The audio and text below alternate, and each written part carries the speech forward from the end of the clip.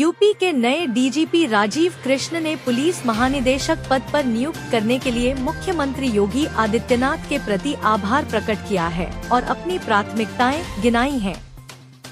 सोमवार को मीडिया को संबोधित करते हुए उन्होंने कहा कि प्रदेश सरकार की अपराधियों के खिलाफ जीरो टॉलरेंस की नीति का पालन किया जाएगा। उन्होंने कहा कि अब पुलिसिंग को और प्रभावी बनाने के लिए एआई की मदद लेंगे, साथ ही महिलाओं सुरक्षा और उन्हें संरक्षण देना हमारी प्राथमिकता में शामिल है। वहीं साइबर अपराधों पर भी पूरी प्रतिबद्धता से अंकुश लगाएंगे। नए डीजीपी राजीव कृष्णा ने कहा कि विश्व के सबसे बड़े पुलिस बल का नेतृत्व प्रदान करते हुए मुझ पर विश्वास जताने के लिए मैं मुख्यमंत्री योगी आदित्यनाथ का हृदय से आभार व्यक्त करना चाहता हूं। यह एक बड़ी जिम्मेदारी है और मैं उत्तर प्रदेश पुलिस को उत्कृष्टता की अभूतपूर्व ऊंचाइयों की ओर ले जाने के लिए प्रतिबद्ध हूं। उन्होंने कहा कि पिछले 8 वर्षों में मुख्यमंत्री के नेतृत्व व मार्गदर्शन से पुलिसिंग की दिशा स्पष्ट और निरंतर रही है। इस दिशा में ये कार्य उनके मार्गदर्शन में नए जोश और रणनीतिक जोर के साथ जारी रहेंगे। उन्होंने कहा, हम अपराध और अपराधियों के खिलाफ एक अडिग रुख बनाए रखेंगे, संगठित अपराध के खिलाफ निर्णायक कार्यवाही सुनिश्चित करेंगे। यह नीति हमारी कानून प्रवर्तन रणनीति की आधारशिला होगी, जिसका उद्देश्य सभी नागरिकों के लिए एक सुरक्षित वातावरण बनाना है। सभी रूपों में महिलाओं के खिलाफ अपराधों की रोकथाम और समाधान पर विशेष जोर दिया जाएगा। हमारी पहल महिलाओं को सशक्त बनाने और उनकी सुरक्षा और संरक्षा की भावना को बढ़ाने की दिशा में होगी। शिकायत निवारण, जन शिकायतों का सफल समाधान हमारी सर्वोच्च प्राथमिकता होगी। हम हर स्तर पर सभी शिकायतों से निपटने में बहुत सहानुभूतिपूर्ण और संवेदनशील दृष्टिकोण अपनाएंगे, यह सुनिश्चित करते हुए कि नागरिकों की आवाज सुनी जाए और उसका तुरंत समाधान किया जाए। कानून और व्यवस्था को बिगाड़ने की कोशिश करने वाले किसी भी व्यक्ति के प्रति बिल्कुल भी सहनशीलता नहीं बरती जाएगी। हम हर कीमत पर कानून के शासन को बनाए रखेंगे। यह एक बड़ी जिम्मेदारी है और मैं उत्तर प्रदेश पुलिस के उत्कृष्टता, एक्सीलेंस की जो हाइट्स ऑलरेडी अचीव हुई हैं उनको और आगे बढ़ाने के लिए प्रतिबद्ध हूँ। पिछले 8 वर्षों में माननीय मुख्यमंत्री जी के ऊर्जावान नेतृत्व में और मार्गदर्शन में पुलिसिंग की दिशा बड़ी स्पष्ट और कंसिस्टेंट रही है। इस दिशा में जो भी कार्य किए गए हैं उनके मार्गदर्शन में उन्होंने नए जोश और एक स्ट्रेटेजिक एम्फेसिस के साथ आगे बढ़ाया जाएगा।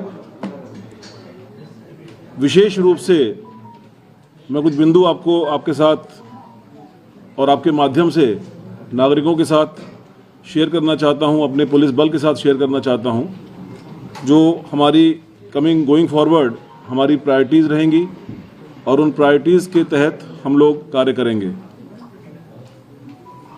अपराध और अपराधियों के खिलाफ जो जीरो टॉलरेंस की नीति है वो एक रिन्यूड विगर के साथ जारी रहेगी।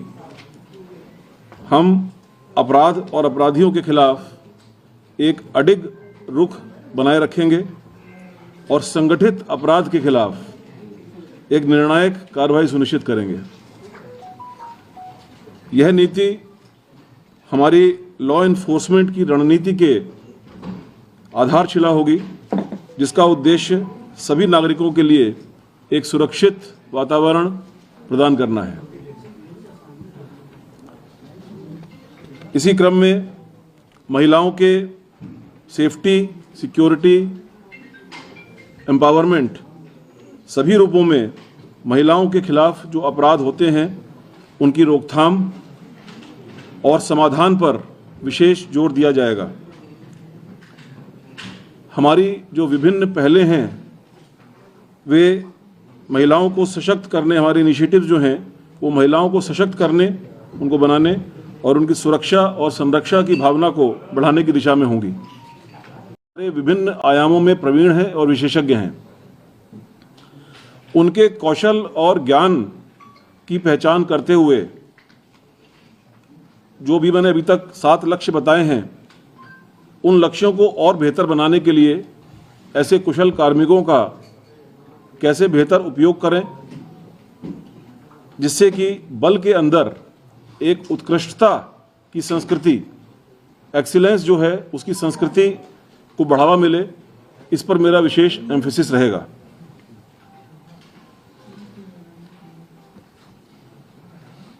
टेक्नोलॉजी और एआई किसी भी बड़े ऑर्गेनाइजेशन, इवन पर्सनल लाइफ के लिए भी बहुत अहम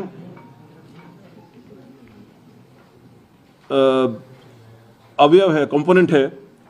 हमारे जो संचालन की दक्षता है, यानी एफिशिएंसी, हमारे काम करने की जो एफिशिएंसी है और जो प्रभावशीलता है यानी इफेक्टिवनेस है, उसको बढ़ाने के लिए हम टेक्नोलॉजी का और विशेष रूप से आर्टिफिशियल इंटेलिजेंस का व्यापक उपयोग करेंगे। इस दिशा में मैंने ऑलरेडी कई जगह पर काम किया है। मुझे थोड़ा आइडिया है कि ये टेक्नोलॉजीज़ को कैसे बेहतर तरीके से इस्तेमाल किया जा सकता है।